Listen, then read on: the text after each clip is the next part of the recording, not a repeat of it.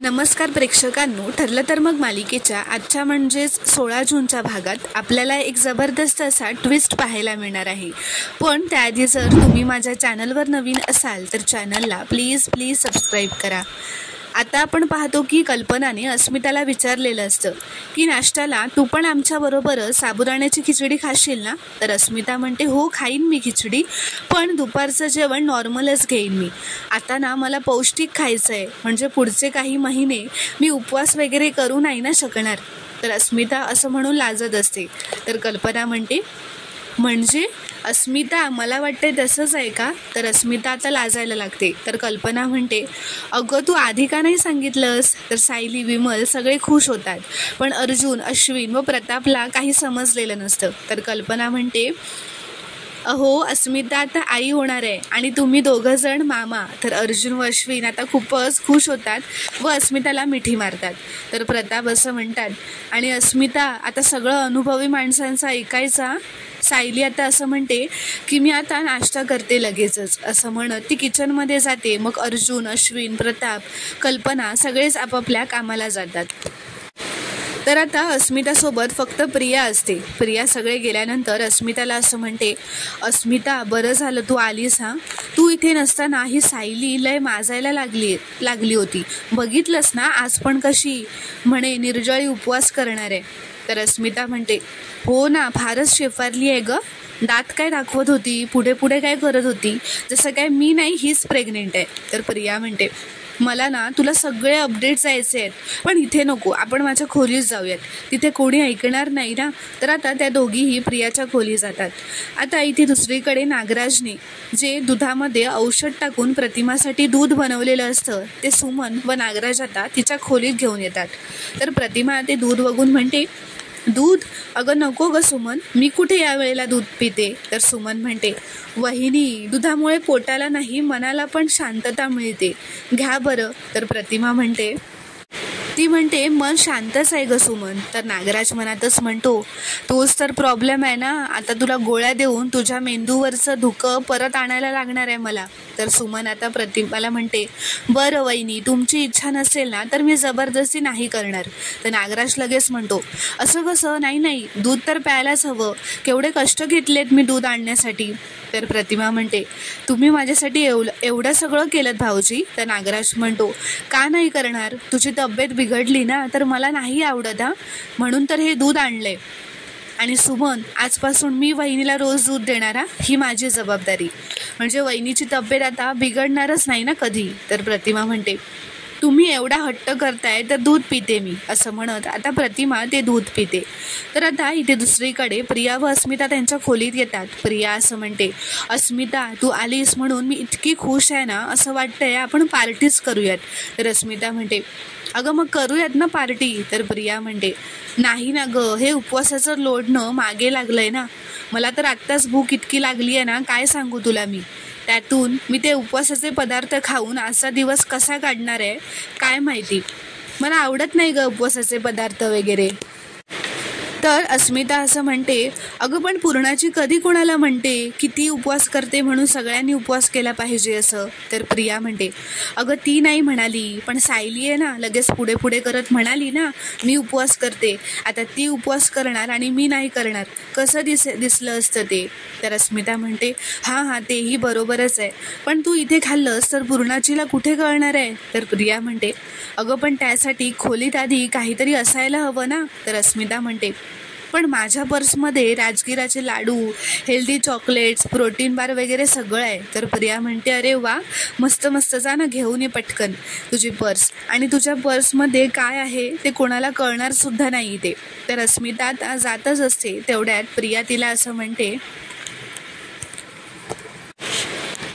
मला ना एक आयडिया सुचली आहे, आता उपवास मोडायचाच आहे तर चिकी आणि चॉकलेटवर कशाला मोडायचा, मस्त काहीतरी चमचमीत ऑर्डर करते ना आणि त्या ॲपवरती त्या डिलिव्हरी बॉयला ट्रॅक करत राहते, तो आपल्या गेटपर्यंत येऊन पोहोचला की आपण लगेच बाहेर जाऊ आणि ते पार्सल घेऊन येऊ, कोणाला कळणार सुद्धा नाही.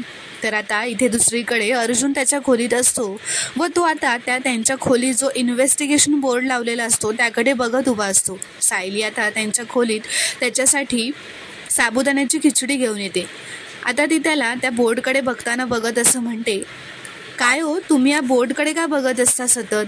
असं सतत बघितल्याने काय नवीन उमटणार आहे का त्यावर? तर अर्जुन म्हणतो, नाही काही नवीन नाही उमटणार आहे, पण जुन्या गोष्टी रिफ्रेश नक्कीच होतील ना. आता बघ ना, आश्रमात आपल्याला जो ज्वेलरीचा तुकडा सापडला होता ना, तो आपण ट्रेस केलाच नाही अजून. तर सायली म्हणते, ठीक आहे, पण त्याआधी तुम्ही ही खिचडी खाऊन घ्या. तर तेवढ्यातच चैतन्य तिथे येतो व म्हणतो,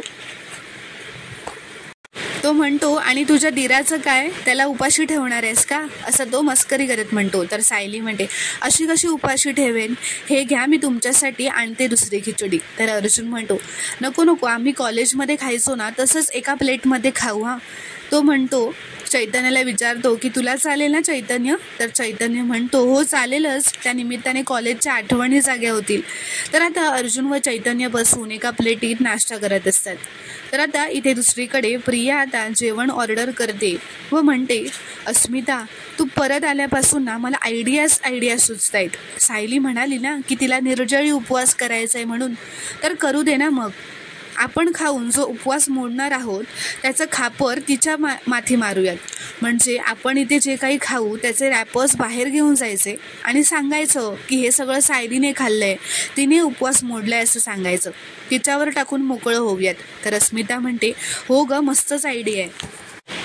तर आता तोपर्यंत इथे दुसरीकडे अस्मिता व प्रियाने जेवणाची पार्सल येईपर्यंत चिक्की चॉकलेट खाऊन मोकळे झालेले असतात. प्रिया आता मोबाईल बघते व म्हणते, आपली ऑर्डर यायला अजून 20 मिनिटं बाकी आहेत. तर अस्मिता म्हणते, अगं मग तोपर्यंत आपण तुझा जो प्लॅन आहे ना तो अंमलात आणायचा का? तर प्रिया म्हणते, अगं हो ना, माझ्या मनात पण हेच होतं, चल पटकन बाहेर जाऊयात. आता परत एकदा तू आणि मी मिळून सायलीला तोंडावर पाडूयात, काय मज्जा येईल ना. तर आता अस्मिता व प्रिया बाहेर हॉलमध्ये येतात. तिथे विमल आता बाहेर मार्केटला भाजी आणायला निघालेली असते आणि सायलीसुद्धा किचनमध्ये नसते. म्हणजे आता त्या दोघींशिवाय हॉलमध्ये कोणीच नसतं. तर प्रिया अस्मिताला म्हणते, आता एवढ्यात तरी इथे कोणी येणार नाही, तू इथे बाहेर सेफ्टीसाठी बस, मी आत जाऊन आपलं काम करते. तर अस्मिता जाऊन सोफ्यावर बसते आणि प्रिया किचनमध्ये जाऊन तिथे जी पालकची भाजी ठेवलेली असते ती पूर्ण किचनवर पसरवून ठेवते व पूर्ण पसारा करून किचनमध्ये ठेवते. व आता अस्मितासोबत हॉलमध्ये येऊन बसते व म्हणते, आपलं एक काम तर झालं. ती असं म्हणते, त्या डिलिव्हरी बॉयला यायला अजून 15 मिनटं आहेत. मी काय म्हणते, आपला पुढचा प्लॅन पण एक्झिक्यूट करायला हवा. 15 मिनटात पुरतील ना ते काम पूर्ण व्हायला? तर अस्मिता म्हणते, चालेल. तर प्रिया म्हणते, तुझा टर्न आहे आता, जा पटकन. तर आता अस्मिता उठून दुसरा प्लॅन त्यांचा असतो तो एक्झिक्यूट करायला पुढे जाते. तर आता इथे दुसरीकडे अर्जुन व चैतन्य ऑफिसला आलेले असतात. त्यांनी जो दागिन्याचा तुकडा त्यांना आश्रमात सापडलेला असतो, तो दागिन्याचा तुकडा कुठला आहे हे ओळखण्यासाठी 2 ज्वेलर्स ऑफिसला आलेले असतात. आता ते ज्वेलर्स तो दागिना पारखून बघत असतात. एक माणूस त्याच्यातला असं म्हणतो, मला वाटतं हे पेंडंटच असेल, पण काही कन्फर्म सांगता येत नाहीये. तर अर्जुन म्हणतो, तुम्ही हे सांगू शकता का की हा जो दागिना आहे तो कुठून बनवला गेला असेल? तर तो माणूस म्हणतो, दागिना कुठून बनवला गेला हे तर सांगता येत नाहीये, पण हे डिझाईन मॉडर्न वाटत नाहीये आणि सोन्याचा जो कस आहे तो आजकाल बघायला असं मिळत नाही, कुठे भेटत नाही. तर अर्जुन म्हणतो, म्हणजे तुमचं असं म्हणणं आहे की हा जो तुकडा आहे तो खूप जुना आहे? तर ज्वेलर म्हणतो, हो, हे सोनं जुनं आहे हे तर नक्की, आणि हा दागिना खूप वर्षांपूर्वी बनवला गेला आहे आणि हल्ली अशी घडणावळ बघायला सुद्धा मिळत नाही. तर अर्जुन म्हणतो, ओके.